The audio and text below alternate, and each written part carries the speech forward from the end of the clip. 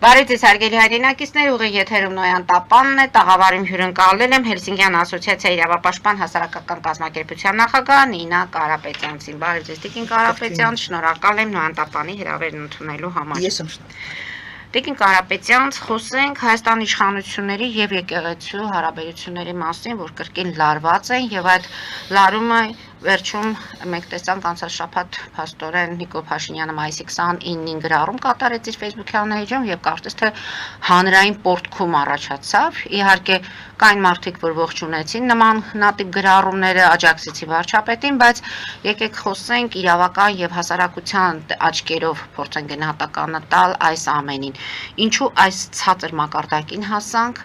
ինչու Facebook-յան գրառումներով եւ արդյոք այս իշխանություն եւ եկեղեցու հարաբերությունները դրանք արտաքին ուժերի ինչ որ ազդեցության տակ են արվում, թե իրականում ուզում ենք մի ինչ-որ բան փոխել մեր կյանքում։ Նախ ես չեմ կարծում, որ ինչ որ նորարարություններ այս ցածր մակարդակի գրառումները մենք տարբեր այլ ժամանակներում, տարբեր այլ առիթներով ակնատես ենք եղել ամենաանորակ ձևակերպումների, դիրքորոշումների, խոսույթի, հավանաբար երկար ժամանակ նորաձև կրթվելով էլ մարդկանց կրթական մակարդակը չի բարձրանում ու մարդիկ չեն կարողանում հասկանալ, թե ինչ պաշտոն են զբաղեցնում, թե ինչ գործառույթներ ունեն, ինչ պիտի իրականացնեն եւ սա այն արդյունքն է, որը մենք արձանագրել ենք։ Ես ուրախ եմ իրականում, որ այս խոսույթը, այս իրադարձությունները ի հայտ եկան, որտեղ շատ-շատերի համար, ովքեր դեռ մոլորված էին, դեռ պատկերացումներ չունեին, թե մենք ինչի մեջ ենք ապրում, հիմա ակնհայտորեն շոշափելի, տեսանելի, առարկայական տեղի ունենում են, ինչի մասին մենք երկար ժամանակ փորձում ենք հասարակությանը բացատրել, բայց շատ դեպքերում, շատ դեպքերում, բայց որոշ դեպքերում չէր ստացվում։ Սա արդեն տեսանելի է եւ փաստ։ Արդյոք Նիկոլ Փաշինյանը այդ մասին չի մտածել, որ այդ գրառումներով ամեն դեպքում մարդկանց իր դեմ կարող է հանել։ Նիկոլ Փաշինյանը շատերը վերագրում են դա այսպես անզուսպ, ինչ-որ այլ գործողությունների, բայց անզուսպ եւ անկիրթ լինելուց զատ, դա շատ հստակ մտածված գործողություններ են եւ դրան այդ հարցում իրեն աջակցում են նաեւ ոչ միայն իր տիկինը, այլ նաեւ այլ խաղացողներ դաշտում հստակ գործունեություն է իրականացվում Հայաստանի Հանրապետության, Հայաստանի ժողովրդի հայության ինքնությունը ոչնչացնելու ճանապարհով գնալու այդ, ինչ ասեմ, միտում էլ չասեմ, հետևողական ծրագիրը, որը իրականացվում է այսօրվա իշխանությունների եւ ոչ միայն իշխանությունների կողմից։ Արդյոք կա եղել է կամ կա ազդեցություն, օրինակ եկեղեցու վրա երկու կողմին էլ փորձենք հասկանալ, եկեղեցու վրա եղել է ազդեցություն թե չէ, ես կարծում եմ, որ որևէ մեկի համար կասկածից դուրս պիտի լինի, որ սովետական միության տարիներին եկեղեցին չէր կարող KGB-ի, NKVD-ի ազդեցությունից դուրս գործել եւ դա ոչ մեկի համար գաղտնիք չի։ Արդյոք մարդիկ եկեղեցականները հատկապես առաջի դեմքերը ունեցել են առաջի դեմքեր, որոնք այնուամենայնիվ որոշակի հեղինակություն են վայելել իրենց վարքագծով, իրենց պահվածքով, իրենց ապրածով, այո, մենք ունեցել ենք այդպիսի հոգևորականներ, առաջնորդներ, եւ դա երևի թե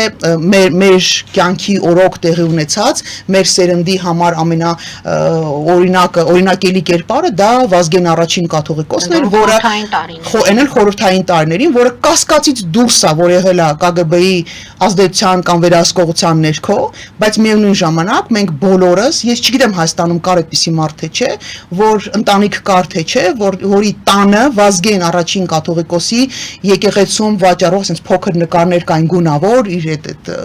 խաչերով, ինչ որ տենց նշաններով, իր տենց ձեռնափայտով, այդ նկարը չլիներ։ Ես չեմ հիշում այդպիսի ընտանիք։ Ես հիշում եմ, որ իմ ընտանիքի բոլորը կոմունիստական կուսակցության անդամներ էին, որովհետև դու չէր կարող, ինչպես որ KGB-ից դուրս չէր կարող լինել, ազդեցությունից դուրս չէր կարող լինել եկեղեցին, այնպես էլ որևէ պաշտոն չէր կարող զբաղեցնել, եթե դու կոմունիստական կուսակցության անդամ չէր։ Բայց դրան զուգահեռաբար, այո, բոլորի տանն էլ կային եւ կաթողիկոսի նկարները եւ ինքը հատուկ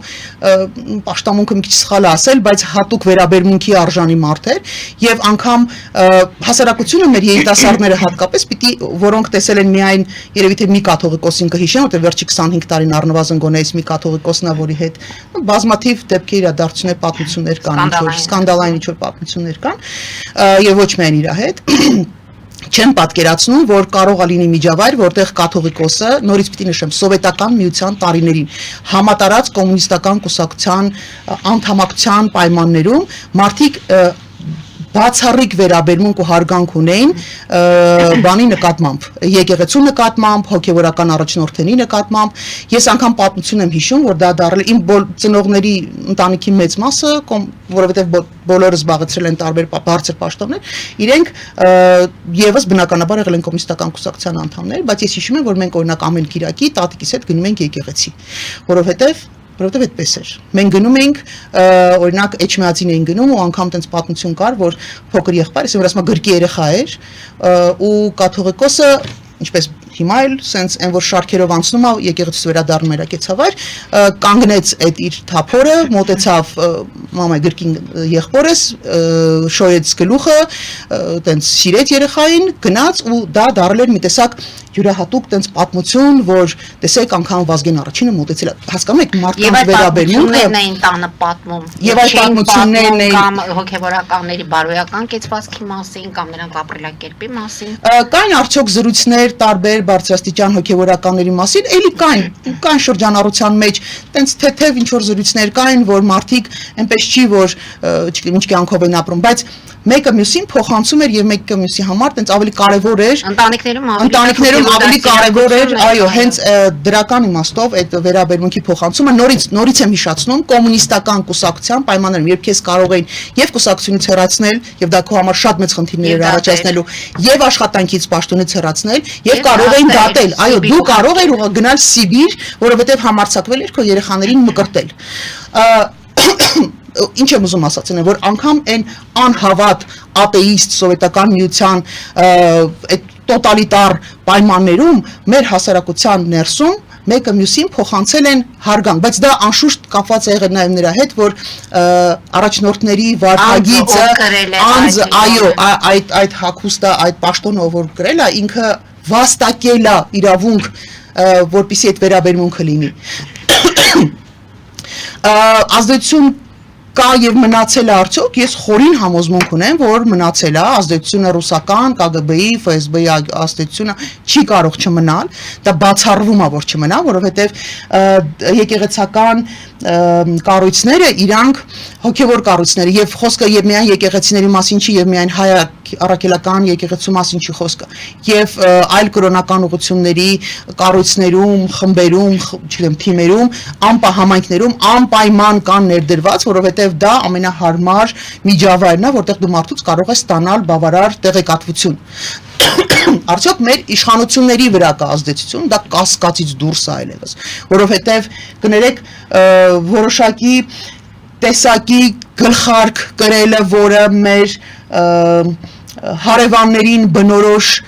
գլխարկներին է շատ ավելի նման, խոսույթը, սահմանադրությունը փոխել ոչ թե 18 թվականին, այլ երբ որ Ալիևն է սկսում պահանջել,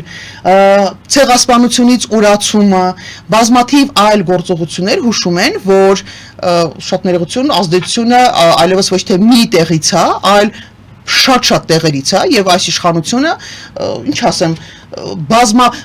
բազմավեկտոր քաղաքականություն ենք վառում, չէ, բազմավեկտոր տարբեր տեղերի ազդեցության ներքո են գտնվում եւ ըստ նպատակահարմարության, որտեղից ոչ թե Հայաստանի Հանրապետության շահն է բխում, այլ որտեղ որ իրենց անձնական վերարտադրվելու, իրենց իշխանությանը մնալու քամիներ են փչում եւ հնարավորություններ են ստեղծում, այդ մարդիկ հետեւությամբ էլ այսպես բաներ են անում, հա, ինչ ասեմ, կականստումներ են իրականացնում այդ ուղղությամբ։ Հետեւաբար ներողություն Մարիա ջան, ստացվում է, որ մենք ունենք, այո, ունենք երկու կառույց, որոնք ենթադրաբար տարբեր ազդեցությունների տակ են գտնվում եւ ինչ էր պետք անել այս պայմաններում 2018 թվականը լավագույն ժամանակն էր, երբ հասարակությունը մոբիլիզացված էր այն աստիճանի, որ մենք կարող ենք եւ պարտավոր ենք, ես հոգնել եմ այս եթերից ձեր ասելու, բոլոր եթերներից ասելու, լուստրացիա անել, լուստրացիա ոչ թե 7 տարի հետո, երբ որ քեզ անձնապես քեզ վերարտադրվելու համար դա պետք, այլ որովհետեւ դա էր պահանջում մեր պետականության անվտանգությունը, քաղաքական գնահատական տալ, անցումային արդարադատություն իրականացնել, այս սրա համար էր պետք։ Իմիջիալոց այսօրվա Նիկոլ Փաշինյանի հանճարեղ կրթված գաղափարները սատարողների մեջ քաղաքասարակության ներկայացուցիչ նաև այն մարդիկ, մեր հասարակությունը պետք է լավ իմանա։ Այսօր ովքեր որ խոսում են լուստրացիայի անհրաժեշտության մասին եկեղեցու հարցերում, այդ մարդիկ 7 տարի դեմ են եղել։ Այդ մարդիկ բոլոր հանդիպումների ժամանակ, բոլոր հնարավոր պայմաններով այդ մարդիկ դեմ են եղել, որովհետև լուստրացիայի պարագայում ենթադրում են, որ իրենք էլ չէին անցնելու այդ լուստրացիայի այդ շեմ ու սահմանը։ Ես բոլոր եթերներում, ձեր եթերում, տարբեր եթերներում ասել եմ, իձանից սկսեք, ես վախենալու, այո, ես վստահ եմ, որ ես կարող եմ անցնել այդ լուստրացիայի process-ը, որտեղ ես ոչ մի երկրի շպիոն չեմ, ես ասում եմ, մի երկրի շպիոն եմ, դա էլ Հայաստանն է։ Հետևաբար այն մարդիկ, ովքեր 7 տարի դեմ են եղել ու այսօր հանկարծ Նիկոլ Փաշինյանին սատարելու համար լուստրացիայի դրոշակը առել են ու ընկել են վազվզում են եթերից եթեր, իրանք են մեղավոր, որ մենք այսօր այս վիճակում ենք։ Կա ճիշտ ժամանակ գործողություններ իրականացնելու 18 թվականին այս իշխանությունը դեռևս ուներ վստահություն, դեռևս ուներ հեղինակություն եւ ուներ հասարակության սատարում եւ կարող է իրականացնել ցանկացած բնույթի գործողություն ու պետք չի ասել, որ կա Վենետիկի հանձնաժողով, չգիտեմ, ԵԽ, ոչ մեկ ձեր դեմը չեր առնելու, եթե դուք որոշում կայացնեիք եւ եթե հետեւողական լինեիք, որովհետեւ ես եմ ժամանակին հանդիպումներ ունեցել այդ կառույցների ներսում, ես եմ պնդել, շատ կոշտ պնդել, որ մենք պիտի անցնենք կոշտ գործիքակազմով, այլապես մենք չենք կարողանա մաքրել մեր բոլոր կառույցները, սկսած եկեղեցուց վերջացրած գլխավոր շտաբով, մենք պատերազմ ենք պարտվել, որովհետև շտաբը մերը չի եղել, մենք պատերազմ ենք պարտվել, որովհետև մեր գեներալները մերը չեն եղել, մենք խնդիրներ ենք ունեցել եւ շարունակում ենք ունենալ, որովհետեւ լուստրացիայի կարիք ունենք 7 տարի առաջ եւ դա լավագույն ժամանակն է։ Այսօր իրանք իրավունք չունեն լուստրացիա անելու, որովհետեւ լուստրացիա անողը պիտի ինքը լուստրացված լինի,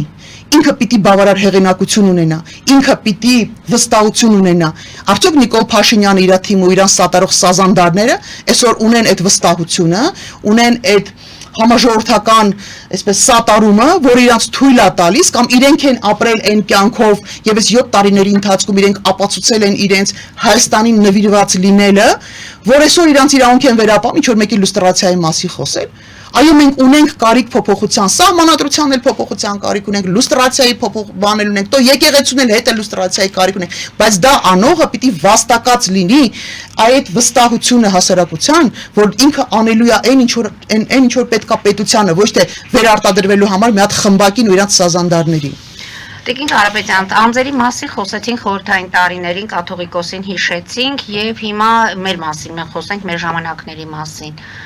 Ինչու հանրությունը որոշակի մասը թեկուզ աջակցեց Նիկոլ Փաշինյանի, հիշենք դրա նախորդող դեպքերը։ Սրբազան շարժում, որ եկան եւ իշխանափոխություն էին պահանջում, ամեն դեպքում սրբազան շարժումով սկսվեց, որ հետո դարձավ Նիկոլ Փաշինյանի հրաժարականի պահանջը եւ պատերազմից անմիջապես հետո հայրաբար հորդորում էր կաթողիկոսը, որպեսզի Նիկոլ Փաշինյանը հեռանա ավելի վտանգավոր իրադարձությունների ականատես չլինելու համար։ Այսինքն այստեղ մենք խոսում ենք Նիկոլ Փաշինյանի գրառման մասին, բայց դրան նախորդել են որոշակի ինչ որ դեպքեր, երևույթներ, նախաձեռնություններ կային, որ կաթողիկոսին փորձում են կանգնեցնել հենց փողոցում։ Մի խոսքով եղել է փոխադարձ մեղադրանքներ եւ փոխադարձ ոչ զիջող իրավիճակներ։ Ճիշտ եք ասում, շատ ճիշտ եք ասում Աջան։ Եղել են բազմաթիվ դեպքեր, իրադարձություններ, որոնք ձնագնդի նման հավաքվել են ու մեր հասարակության համար այսօր լրջագույն խնդիր են հանդիսացել։ Հիմա հարցը հետեւյալն է։ Խնդիրը հասարակության համար է, թե խնդիրը իշխանության համար է։ Պետականության համար է, որտեղ բոլոր իշխանությունները գալիս են ու գնում են։ Բոլոր կաթողիկոսները թեպետ ծմա են, բայց գալիս են ու գնում են։ Մենք ունեցել ենք շատ լավ կաթողիկոսներ եւ ունեցել ենք շատ անհաջող կաթողիկոսներ։ Մենք ունեցել ենք շատ լավ ղեկավարներ եւ ունեցել ենք ամբողջ պատմության մասին է խոսքը։ Եվ ունեցել ենք շատ անհաջող ոչ բանի պետք ղեկավարներ, թագավորներից, իշխաններից սկսած մինչև ներկայիս ժամանակներ, բայց դա չի նշանակում, որ մենք պիտի խաչ դնենք եկեղեցու որպես ինստիտուտի կամ մեր պետության որպես ինստիտուտի վրա։ Խոսքը ինստիտուտների մասին է, Մարիջան։ Նիկոլ Փաշինյանը թիրախավորել է տարի չեղան հոգևորականները իշխանության հետ այդ սատարապատի խայտառակությունը չեղան, որովհետև հիշում եք նախորդ տարի էլ կաթողիկոսի ճանապարհը ոստիկանությունը փակեց։ Այն միջոցառմանը, այն իրադարձությանը, որտեղ առաջնորդել էր եկեղեցին եւ կաթողիկոսը։ Գիտեք, սա բարոյազրկման, չգիտեմ, կոնֆլիկտը ամենացածր, աներևակայելի ցածրության հասցնելու բան ունեն, հանճար ունեն այս իշխանությունները։ Բոլոր այն տեղերում, որտեղ կարելի էր, գիտեք, ընդհանրություն գտնել, միասնականություն փնտրել, բոլոր այդ տեղերում բան են խնդիր են փնտրում։ Այո, բոլոր կողմերը, ես քննադատել եմ նաև ժամանակին, երբ կաթողիկոսը կոչ էր անում հրաժարական պահանջելու, ու դա բացատրում է նրանով, որ եւ կաթողիկոսը եւ բաները արքիեպիսկոպոս, չգիտեմ, մնացած բոլորը եպիսկոպոսները, քահանաները, իրանք բոլորը Հայաստանի Հանրապետության քաղաքացի են, եւ ես ասում եմ, որ այո, դուք քաղաքացի եք, այդ դեպքում հանեք ձեր այդ հագուստը, ձեր սիկեմա, դուրս եկեք դուրս, որպես գրաժդան, քաղաքացիականներ, ձեր կապույտ անձնագիրը վերցրեք, գնացեք ինչ-որ պրոցեսների քվեարկեք, մասնակցեք, ինչ-որ բան, բայց երբ որ դու քո հագուստն ես հագնում այդ հատուկ եւ հանդես ես գալի եկեղեցու անունից ու խառնվում ես աշխարհիկ գործնեությանը, կներեք ժորտ չի ստացվում, տենց չի լինում, էլի, երկու կողմն էլ անսահման մանիպուլացրել են, անսահման, ցավոք սրտի մենք ունենք այդ երևիճակը, բայց լուծումը հետևյալի մեջ է, հասարակությունը շատ սթափ պիտի դատի, խոսքը հիմա գնում է Նիկոլ Փաշինյանի գործողությունների մեջ, ոչ թե թիրախավորվել են առանձին անհատները, թիրախավորվել է ամբողջ ինստիտուտը, հայ առաքելական եկեղեցու ինստիտուտը, որովհետև ենթադրում եմ, որ ինչպես երկար ժամանակ տարբեր իրավիճակներում հայ առաքելական եկեղեցին ունեցել է որոշակի ազդեցություն ազգապահպան գործունեություն իրականացնելու մեջ, որտեղ գիտեք մենք կարող ենք, մենք հա կարանք քննադատենք, հա, չգիտեմ, մեկը գետադարձ է հիշում, մեկը չգիտեմ ինչ է հիշում, բայց օբյեկտիվ իրականության մեջ մենք ունենք նաև դրա մյուս կողմը։ Մենք դպրոցներ ենք ունեցել եկեղեցունքից, կրթական համալսարաններ ենք ունեցել եկեղեցունքից, մեր, չգիտեմ, ասեք, Քրիմյան հայրիկ ենք ունեցել, մենք գիտնականներ ենք ունեցել, երբ որ գիտնականներին մյուս եկեղեցիները հիմա չթիրախավորենք, բայց մյուս եկեղեցիները խարույկի վրա այրել են, մեր եկեղեցիները հնարավորություն են ստեղծել, որ մեր գիտնականները, չգիտեմ, Մանանյա Շիրակացի կլինի, բոլորին ում հիշում եք, իրենք գրեթե բոլորը եղել են եւ հոգեվորականներ, եւ հոգեվորական եկեղեցիներին, ինչ որ տաճարներին կից, համասարաններիում սովորող կրթություն ստացած։ Դու եկեք օբյեկտիվ լինենք, չի կարելի տենց մի բանի վրա ասենց կտրել ու թափել, շպրտել։ Եվ դրական կողմն ենք ունեցել, եւ բացասական կողմն ենք ունեցել, բայց հայ առաքելական եկեղեցին միակ գործող ինստիտուտն է, որը 1724 տարվա պատմություն ունի։ Մենք չունենք ուրիշ ինստիտուտ, որը 1724 տարվա պատմություն ունի։ Եվ այսպես վերաբերվել այդ ինստիտուտին, այսպես կամարական վերաբերվել, նպատակահարմարության վերաբերվել, չգիտեմ, տենց բաներ, մեղադրանքներ շպրտել,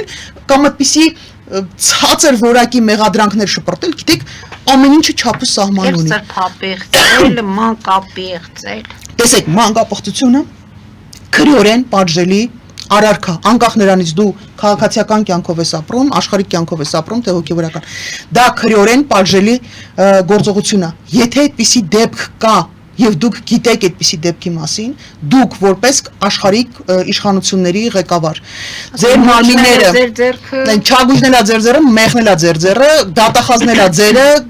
տարբեր վարույթ իրականացնող մարմնի ղեկավարներ են ձեր ձեռը, սաղ ձերն է, ուրիշ մարդ չկա, սաղ ձերն են։ Բա ուր են այդ քրեական գործերը։ Այս անպատասխանատու կարող են այդպիսի դեպքեր լինել, կարող են։ Այդ դեպքերին արձագանք պիտի ունենար իշխանությունը, ներկա չէ, թեկուզ նախորդ իշխանությունը, դրան նախորդողը, բոլոր ժամանակների իշխանությունները, ներառյալ ներկաներ, պիտի արձագանք իրավական գնահատական տային, այո, պիտի տային, մնացածի հետ կներեք կուսակրոն է, կուսակրոն չի, մեկի հետ քնում է, մեկի հետ վերականում, դա մեզ չվերաբերվող հարցեր են, այդ հարցը կարա բարձրացնի այն մարդը, ով իրա տնային աշխատանքը ամբողջությամբ իրականացրել է, եթե դու այդ որ ասма Ռուսաստանի ագենտներ են, այդ դու Ռուսաստանի ագենտներին հանեդուս ես շպրտել բանից, գլխավոր շտաբից ես հանես շպրտել, դու քո դատախազությունից ես հանես շպրտել բանին, դու քո դատարաններից ես հանես շպրտել ռուսական ագենտներին, այսօր ձեր դատավորների թվում կա մարդ, ում պրոֆիլի նկարը ոչ թե Թորան նկարն ա եղել, ոչ թե Սերժի Քոչարյանի կամ Նիկոլի նկարն ա եղել, Պուտինի նկարն ա եղել, ու դուք այդ մարդուն տարել եք, որպեսզի նշանակեք բանի, ինչ էր անում, հակակոռուպցիոն դատարանի դատավոր եք նշանակել, ու 6 կողմ են քվեարկել Պուտինի նկարով բանին, դատավորին, այդ դատավորը միջև այսօր պաշտոնավորում է, որ այդ դատավորը պիտի լիներ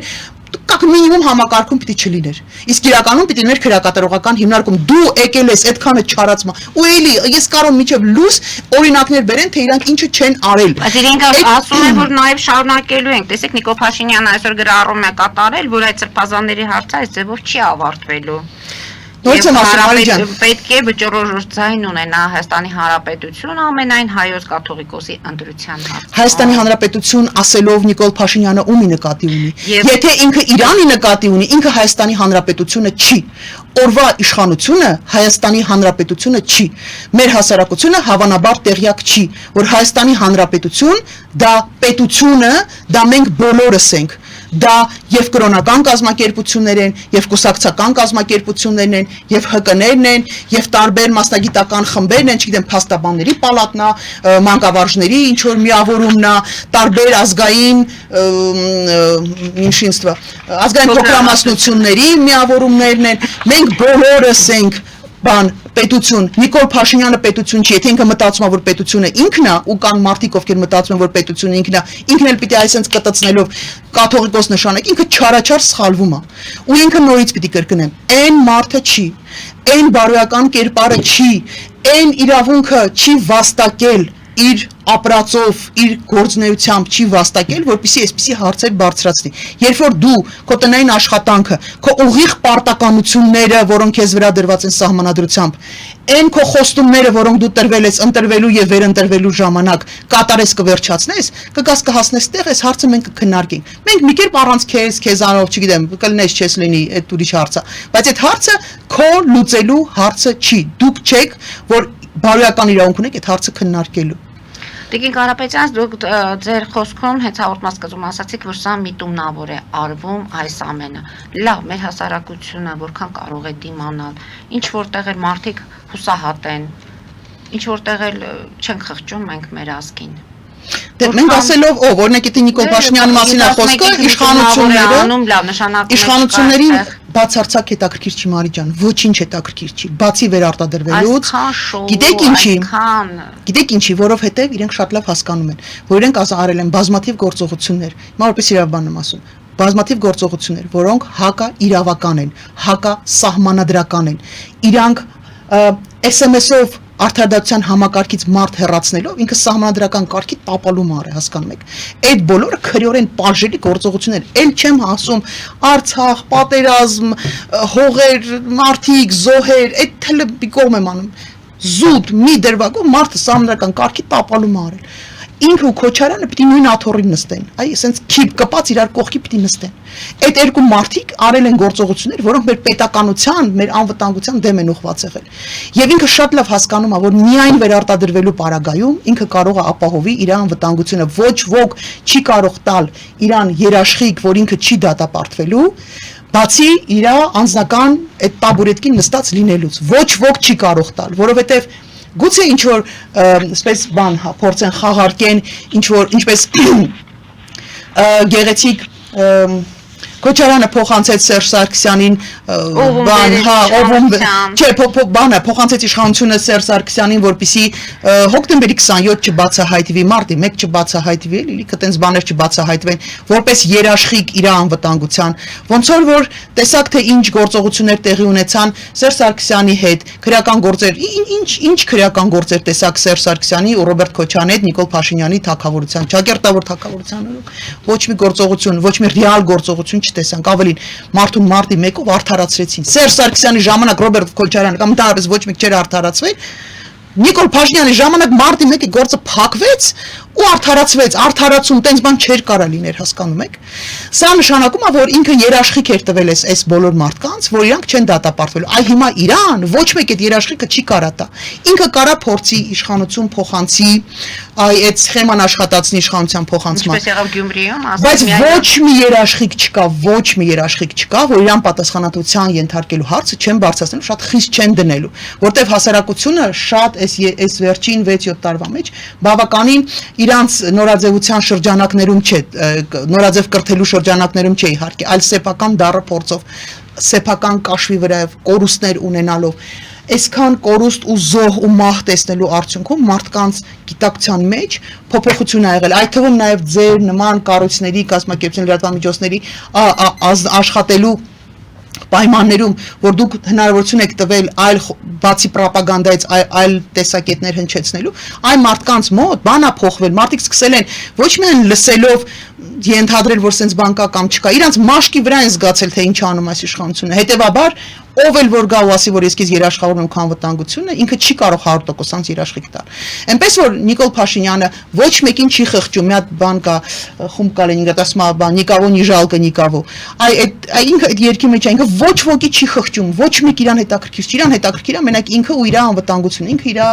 մտերիմների այդ ուսկի կռուգի անվտանգությունն է հետաքրքիր։ Բայց դա իրան, չգիտեմ, ինչքանով կարա հանգիստ պահի, որովհետև հասարակությունը, ես այսօր նայում էի, գիտեք, բաներ կան, դեպքեր իրադարձություններ կան, որոնք շատ ծանր են, անշուշտ համեմատելի չի այս գրառումը օրինակ Արցախի կորստի հետ։ Արցախցիների նկատմամբ ցեղասպանական գործողությունների այդ ընթացքում Նիկոլ Փաշինյանի ու իր այդ սազանդարների պահվածքի ու վարքագծի հետ համեմատելու եզրեր չկան։ Մեր Եռաբլուրում նահատակված այդ երիտասարդների բանի հետ կապը չի, համեմատելու եզրեր չի այս խուլիգանական արտահայտություններն ու այդ ամեն ինչը, բայց կումուլյատիվ բժշկության մեջ կա, ֆիզիկայի մեջ կա կուտակային, կուտակվող էներգիայի սկզբունք կա, որը որ էներգիան չի կարող կորել, հասկանում եք, մարդու վիրավորանքը, մարդու նվաստացումը, մարդուն ստորացնելը որպես ժողովուրդ, որպես ազգ, որպես անհատ, չգիտեմ, իր իդեալները, իր սրբությունները, իր պատկերացումները, այդ ամեն ինչը այսենց ոտնատակ անել փոխարենը առաջարկելով մենակ իրանց, չգիտեմ էլ ինչ ասեմ, իրանց բառամթերքը, իրանց թքելով վարքագիծը, իրանց սեռական բնույթի հավյանքները աժից հնչեցնելը, իր անմահական կեպկեն, այս ամեն ինչը փոխարեն առաջարկելով, մեկը մյուսին չի բալանսավորում, հասկանում եք, մեկը մյուսին չի փոխարինում, ու այս հավաքական էներգիան ինքը մի օր պայթելու է, անպայման պայթելու է։ Ու ինչպես էլի պիտի ասեմ, ես 18 թվականից առաջ շատ մարդկանց հետ խոսում էի, սոցիոլոգներ կլինեն, քաղաքագետներ կլինեն, ու ինձ անգամ անդադ ասում էին, որ մեր հասարակությունը այ կորցրել է իր դիմադրողականությունը, մեր հասարակությունը այլևս ի վիճակի չի դիմադրելու, անգամ մարդիկ կային, ովքեր անվանում են մեր հասարակությանը բիոմասա եւ ոչ մի հույս չունեին, որ որևէ կերպ այս հասարակությունը փոփոխությունա գնալու։ Այ հիմա էլ շատերը ասում են, որ ապաթիայի մեջ են, չգիտեմ, այդպես չի։ Մեր հասարակությունը շատ ծանր գնով, ահավոր գնով, աննկարագրելի ծանր գնով հասկացել է շատ-շատերն են։ Ես համոզմունք ունեմ, որտեղ նայում եմ տարբեր շերտերի, տարբեր մասնագիտությունների, տարբեր քաղաքական նախասիրությունների, չգիտեմ, ասեք, տարբեր կրոնական ուղղությունների մարդիկ ներսում հաշտ չեն այն ամեն ինչի հետ, ինչի հիմա տեղի անում, եւ ոչ միայն հաշտ չեն, այլև այն որ ասում է, այստեղ է հասել։ Իսկ դա պիտի անպայման պորտքում ունենա։ Ես մեծ հույսեր ունեմ, որ այդ պորտքումը կսանձեն իսկապես առողջ, ողջամիտ, նոր եկած ուժեր, որոնք որ այս մեր հասարակությանը, մեր ժողովրդին այսքան տառապած, այսքան չարչարանքով, այսքան նվաստացման ճանապարհով անցնող ժողովրդին իսկապես առաջարկ կունենան եւ հետեւողական կլինեն, ոչ թե լոզունգներով կգան իշխանության ու փողոցային խուժան ու բոսյակի պես իրանց կպահեն։ Տիկին Կարապետյան, ստուդիան կարճատև գովազդային դադարի, որից հետո մեկ հարց ունեմ, ուզում եմ անպայման ձեր տեսակետը լսել, հարգելի հայրենակիցներ, այժմ գովազդային դադար եւ հիշեցնեմ, որ մեր ուղիղ եթերները կարող եք դիտել նաեւ Նոյան Տապանի Patreon-ում, QR կոդը ձեր էկրաններին է։ Քիչ անց կվերադառնանք տաղավար, հետևեք խնդրեմ։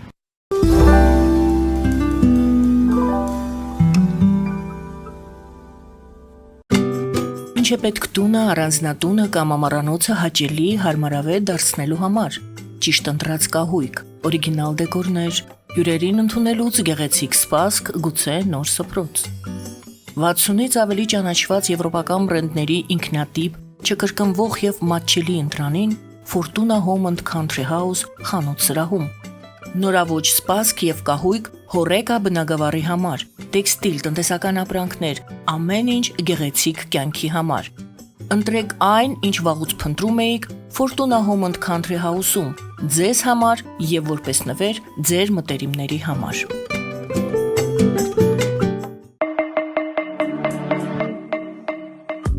Յուրաքանչյուր զարդ գլուխ գործոց է, պատրաստված ամենայն ճշգրտությամբ եւ կրքով, որոնք կընդգծեն ձեր անհատականությունն ու գեղեցկությունը։ Մեր զարդերը պարզապես աքսեսուարներ չեն, այլ սիրո խոստովանություններ, որոնք կդառնան ձեր հիշողությունների խորհրդանիշը։ Դրանք ձեզ կդարձնեն ոճային եւ գրավիչ։ Ձեր պատմությունը սպասում է։ Երևան շիփինգ,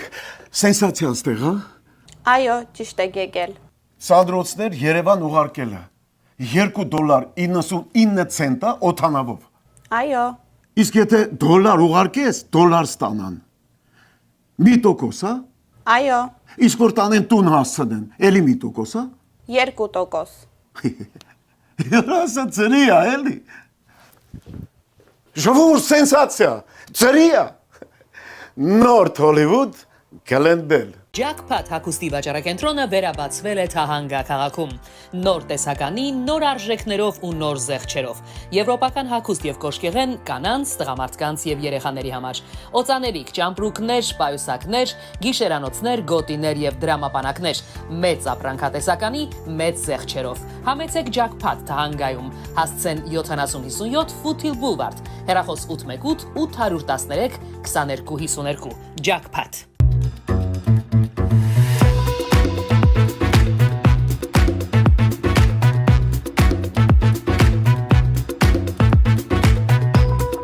Արարատ ռեստորան, ընտանեկան եւ ընկերական ժամանցի լավագույն հասցե, սիրված արտիստներ, հյուրընկալ մթնոլորտ, հարուստ ճաշացան, անմահական խորտիկներ, Արարատ ռեստորան, հասցեն անփոփոխ, սիրով սպասում ենք ձեզ։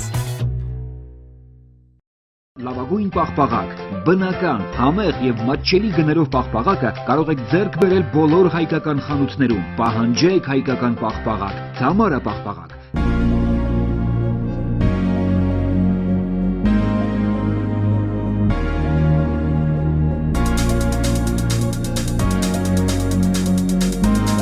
Տպագրեք ձեր գիրքը նոյան տապան տպագրատանը, ինչպես նաև թերթեր, ամսագրեր, բուկլետներ եւ այլն։ Հասցեն քաղաք Երևան, Իսահակյան 28 առաջին հարկ։ Հեռախոս Հայաստանից +374 55 50 90 52, ԱՄՆ-ից 818 967 567։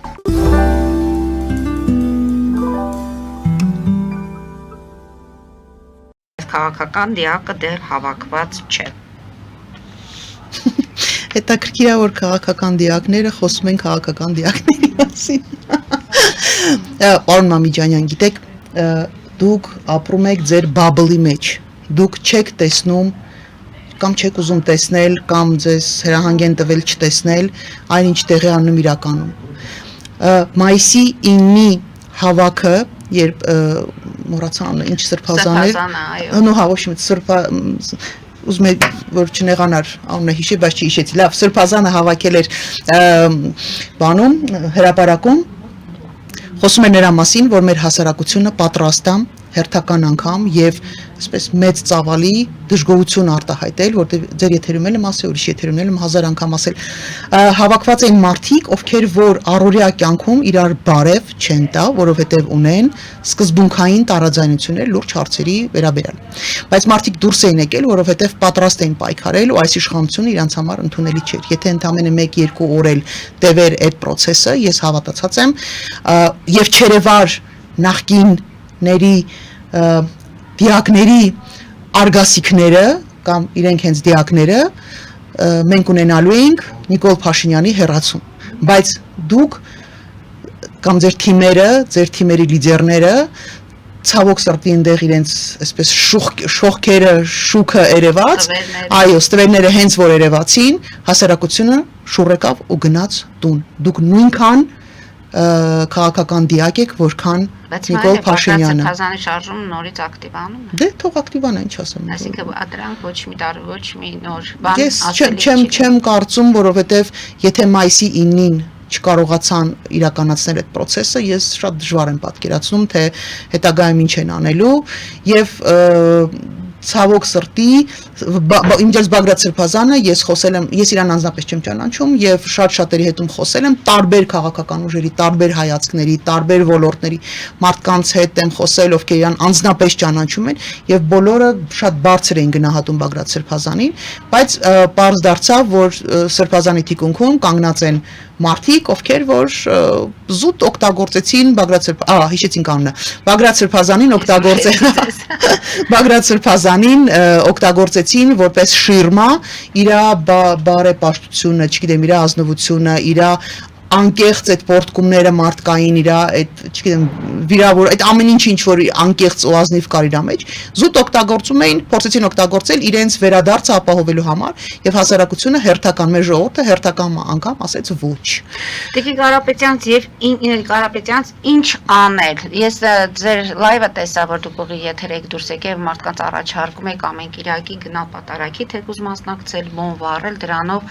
պահել այն հոգևորը, այն եկեղեցին, որի մենք հավատում ենք եւ ինչպես դուք ասացիք, ամենաերկարակյաց ինստիտուտն է, փորձենք հասարակությունով լինել մեր եկեղեցու կողքին։ Անկախ նրանից դուք հավատացյալ եք թե ոչ, ռուսերեն կոչվում է ունինիե,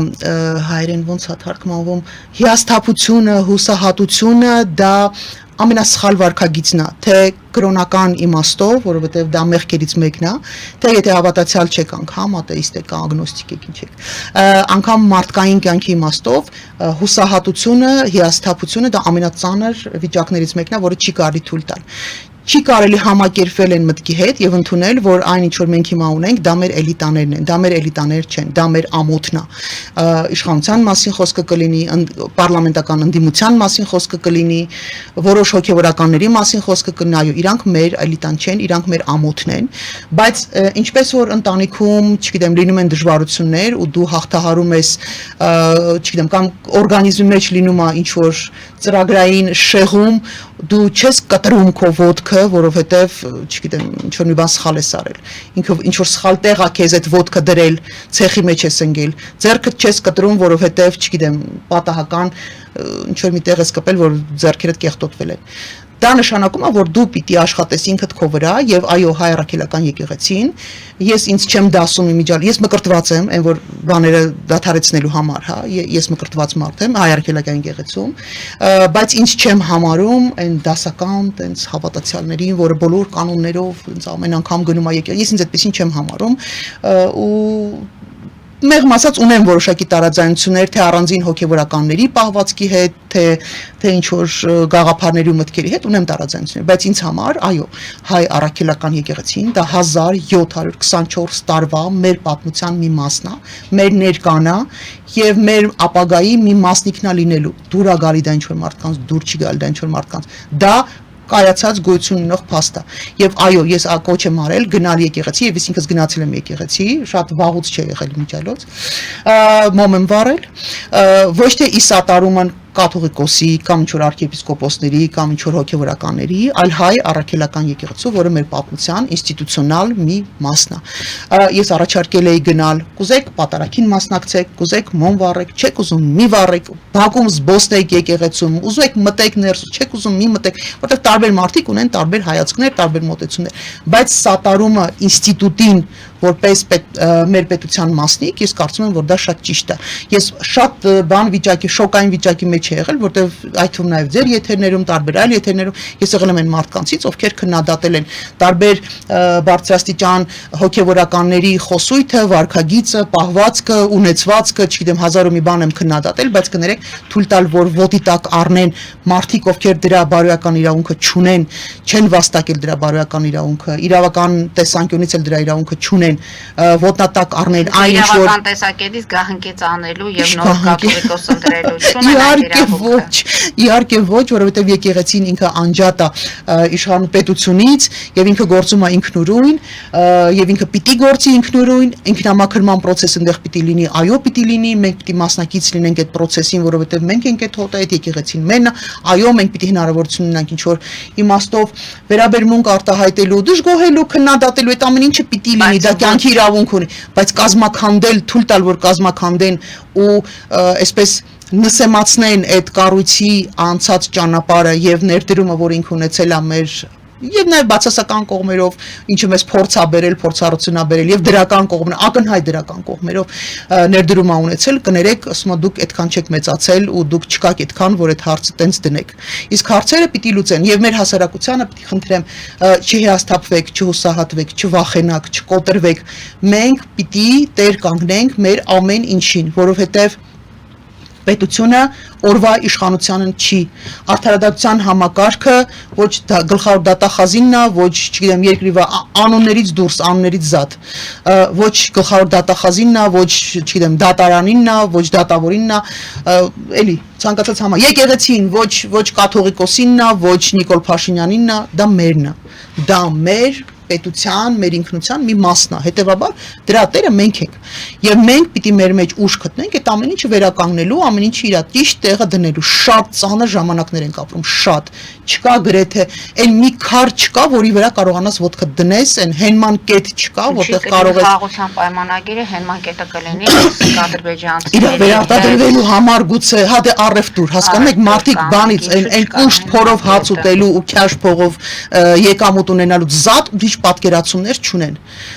Շատ ցավում եմ իհարկե, այո, եւ խաղաղություն պիտի լինի, եւ համերաշխություն պիտի լինի մեր հասարակության ներսում, հանդուրժողականություն պիտի լինի, որտեղ հանդուրժողականությունը ոչ թե տարբեր պաշտոնյաների նկատմամբ, անկախ նրանց իրանք հոգևոր են թե աշխարհիկ, իրանց նկատմամբ չի հարցը, կամ փոքր առանձին խմբերի նկատմամբ չպիտի լինի հանդուրժողականություն։ Մենք պիտի իրար նկատմամբ հանդուրժող լինենք։ Բանավեճը շատ լավ բան է, շատ գեղեցիկ բան է, շատ կարևոր հարց է, որտեղ դու կարողանում ես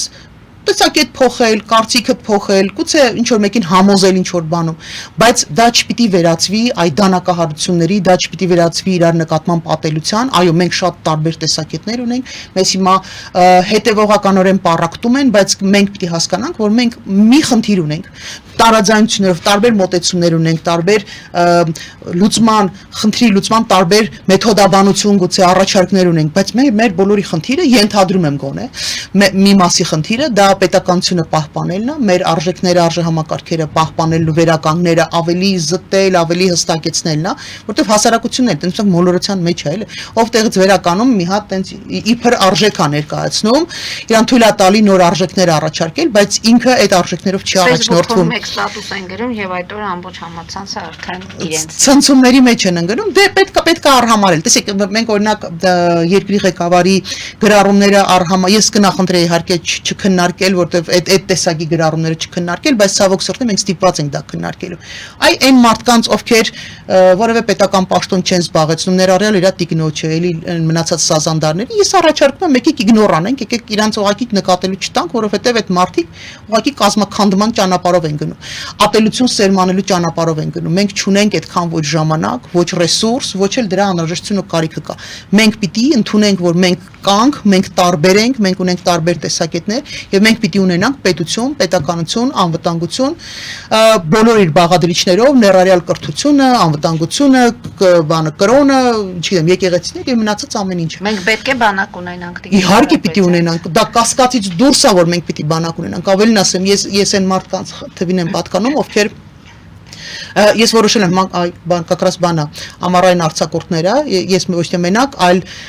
երեխաների հետ նաև ընտանիքով գտնում եմ, որ պետք է գնալ, սովորել, այո, գրակել սովորել, ինքնապաշտպանություն սովորել, հմտություններ ձեռք բերել, որովհետև մենք ապրում ենք այնպիսի պայմաններում, որ մենք ոչ թե մեկս մյուսի վրա ներսում պիտի դա կիրառենք, այդ խուլիգանական պահվածքը 15 հոգով մի հոգու տփենք, այլ մենք պիտի պատրաստ լինենք մեր տները, մեր սարերը, որտեղ մենք չունենք, ոչ անպետք սար ունենք, ոչ անպետք հող ունենք, ոչ անպետք եկեղեցի ունենք, մենք անպետք բան չունենք։ Մեր ամեն ինչը արժեքավոր է, մեր ամեն թուփը, ամեն քարը, ամեն սարը պատմական է, հազարամյակի պատմություն ունեցող ու ամեն ինչի հետ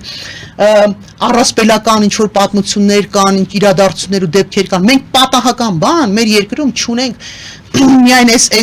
27, ինչ կան ասում, 29,000, չգիտեմ ինչքանում չէ,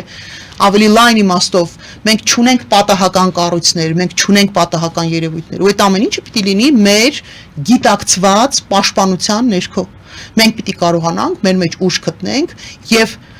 նորմալ կրթվենք եւ մեր պատմությունը իրական ունենանք, որ ամեն խուլիգան ու բոսյակ չգա մեզ մեր պատմությունը աղավաղի ու փորձի համոզել